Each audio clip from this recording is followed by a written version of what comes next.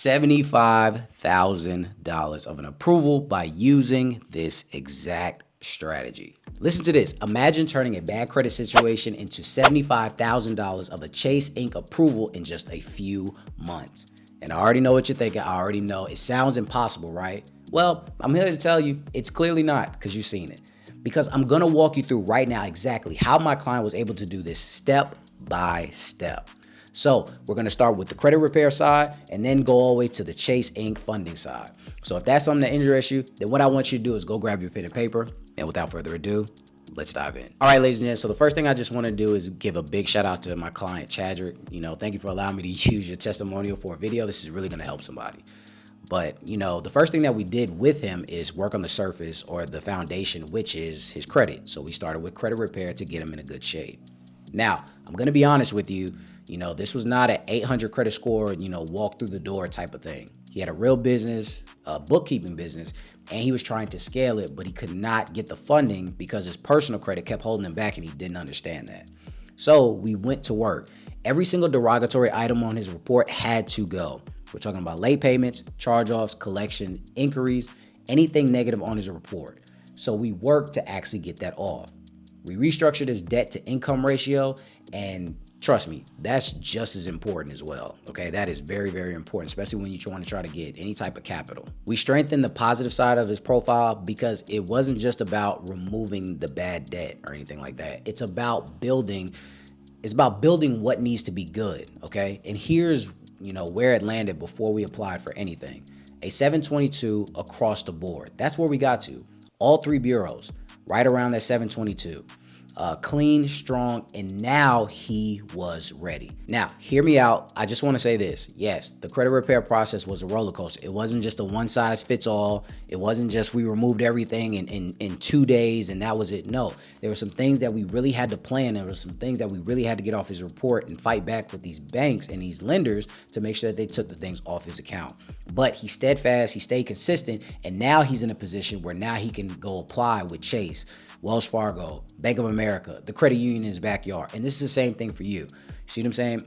Sometimes it's not going to be just super easy, but it's going to be super worth it. If you want to be like Chadrick, then you definitely have to pay attention and understand that it's going to be a process. Okay? Because Chadrick, just like you, didn't pay these lenders back, causing late payments. So this is the same thing. So make sure you clean this up. Stay consistent. Don't be inconsistent. Stop trying to find the quickest hack to do it. Just get it done and then get back to this point. I'm telling you, it's definitely worth it. Now, listen closely because this is the part that a lot of people mess up. In Chadrick's case, Chase pulled his Experian and TransUnion at the same time. And this is called a double pull. I've talked about it in past videos where people thought I was, tripping and things like that, where certain banks pull certain things like, no, it doesn't do that. How you gonna tell me when? Anyway, banks like Chase will check more than one bureau, and sometimes where you live decides on what they actually hit. So do not walk in the door thinking that they're just going to pull your Experian and you're going to be good. All right, think that you're going to be safe. Get all three in order like I stated. Chadrick did, so why can't you? So the only reason that the double pull didn't hurt him is because everything was in place. And that was just step one. Now, with step two, we're talking about the business structure and age next, okay? So this is pretty much very important. Chadrick was set up as an LLC. Didn't have a C Corp, S Corp, or nothing like that. And it's been around for 3 years. Why does this matter? It's because age matters when it comes to your entity and it builds trust. Because think about it. If you are loaning to somebody as far as money, wouldn't you feel better if their business has been running smoothly for at least a few years instead of just a few weeks? Not saying you can't get it with a few weeks, but I'm just saying. Banks feel the same exact way. The older and more structured the business is, the better your odds. Now, here's where I want to give another disclaimer because there are outliers, okay? I've gotten a lot of people approved at Chase with 1-year-old LLCs, a few months old LLCs, so you don't have to have just this crazy age, okay? You can still move forward, but I promise you, if you're kind of like Chadrick and you have a 3-year-old LLC, this is definitely going to help. Now, with step 3, we're talking about business relationships. Now, this is a piece nobody really wants to hear because when it comes to business relationships, banks don't care that you just have an 850 credit score. You need to have some type of internal points with the banks that you're actually applying to. Chadrick had it, okay? So with Chase Business Checking, the Chase Business Checking account, he opened it for a full year before any of this. No overdrafts, no issues. So he was moving real money through their system. And that's called fractional reserve banking. So when you keep and move money through Chase, you're helping them lend, okay? And that's pretty much what builds standing over them. So basically what I'm saying, here's your move. Open that business account early and actually start using it. Let some money sit in the account, 500, 5,000, whatever you can do, and do this consistently, okay? Don't just sit the money in there and just let it sit dormant. That does not work. That's not a thing anymore, okay? You want Chase to feel comfortable with lending you money before you even ask for a dime. I'm telling you, it's definitely worth it. With all that being said, here's the truth. Chadrick didn't just get lucky. He didn't do this alone. This was a built-out system specifically for him. And this is exactly what I do for every one of my clients inside the Everhart Capital Funding Program. So if you're a business owner right now with a 700 or better and you're looking for approvals from $50,000 to $300,000 in capital, and you need the right structure, connections, and strategy, then what I want you to do is click that link below right now to sign up for a capital consultation. We're gonna make sure we map out everything, so we make sure that you have everything you need, just like Chadrick did, so you can get that 75, 85, 105, $155,000 approvals, and you can start or scaling your business moving forward. So if that's something that interests you, then what I want you to do is click that capital link down below, and I'll see you on that call. But enough about that. Let's get into the next section. So we're 3 steps out of the way. Now we're going to talk about step 4, which is the personal credit profile, okay? And I'm going to keep beating this dead horse until you understand. It's not about your score. It's about your profile.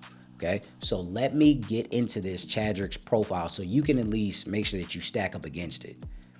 When it comes to this, he had real credit history with age on it. And here's the key. He had comparable credit, a personal card with a $10,000 limit or better. Now, why does this matter so much? Because banks want to see that you've already managed a similar amount of money responsibly before they trust you with anything. Okay, now, with all that being said, let me give you a perfect example. If you've never had an auto loan in your life, stay with me. If you've never had an auto loan in your life and you're trying to finance a $80,000 McLaren with an 800 credit score, you're probably going to get denied. Or they're going to hand you terms so ugly that you never want to sign. Why? No comparable credit. Your score looks cool, but you've never handled something of this magnitude. So they don't feel comfortable. But let's just say you already had a $40,000, $50,000 car almost paid off or paid off. Now they feel comfortable stepping you up. Business funding works the same exact way, because here's the thing. Unless you're doing $4 to $10 million in revenue, you are personally guaranteeing this money. So your personal profile has to show maturity, not a nice number. Chadrick had a $10,000 comparable credit card with Chase, okay? And that man was handling it responsibly when I told him to. And that was the big reason why he got comfortable, or Chase got comfortable giving them a $75,000 approval. Not just because it was with Chase, but because he already had $10,000 and he was using it right. Does that make sense? Hopefully it does, but now we can get into step 5, which is the real revenue, okay? So next, the real business income that Chadrick had. Chadrick's business was already doing $342,000 in revenue on paper, and that number was real, backed by actual books of the business. So that matters because banks aren't just looking at your past, they're looking at your future too. You know how they say projected? That's the big difference between personal funding and business funding. Business lending looks at where you're going, okay? So when you apply, you do not just throw always some random number in there. Put real, actual feasible figures in there. What your project is gonna be. If it's $3 million or $5 million, I don't think you should put that unless you can prove it, because they will tell you sometimes to back it up, and you don't want that. So again, don't walk in there saying that you're going to do $5 million and your LLC is like 2 days old. They're going to tell you to prove it, and they're going to tell you to get out. So don't do that. And then even with that, being said, you're talking about $742,000, but you got $200 in the account that's been there for like 6. Like, come on, guys. You see where I'm going with this? This is why you can't listen to everybody, and even fact check what I'm telling you. Now, with step 6, this is going to be about the application itself, because here's what I tell clients. If you're doing this yourself, try to apply in branch or in person. Everybody loves to do it online, but walking in sometimes builds that rapport. And when you sit across that rep who's actually escalating the file internally, it makes it a little better. And remember what I told you, always prepare for that double or even triple pool, if they want to do some Capital One stuff, but in Chadrick's case, it didn't matter. And they pulled Experian and TransUnion. He still wasn't tripping. So with the results, now he's in a totally different bracket. And this is just a start. Chadrick got approval again for $75,000 from Chase Inc. $75,000.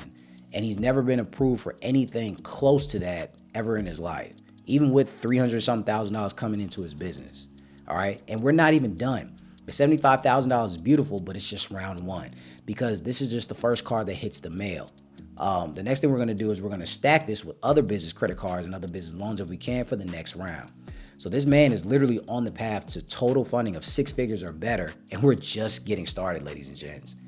And I'm just going to let you hear this.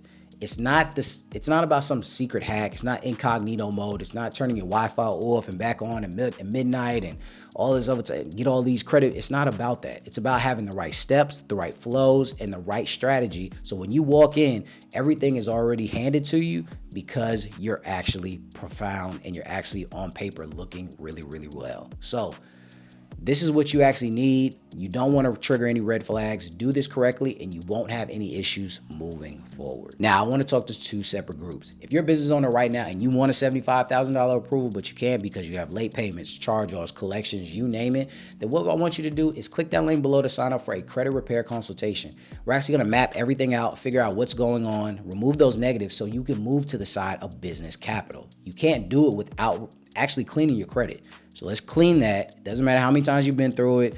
Let's clean that. Let's get through it, and then we can move to the other side. Now, for all of my people that have a 700 credit score or better, and you want something similar to this, and you also want $300,000 or even more in capital, then what I want you to do is click that link below to sign up for a capital consultation. We're going to map everything out, see what we can do as far as similar to what Chad's situation was, and get you that $50,000, $75,000 approval with Chase or somebody even better so you can move over into the better pastures. So if any one of those interests you, click those links below, and I'll see you on those calls. I want to thank you guys for stopping by. I really hope these data points kind of help you. Even if you're in kind of like a similar area, it still should help you. But just make sure that you follow everything step by step and send it to somebody who might actually need it as well. Again, I want to thank you guys for stopping by. And until next time, ladies and gents.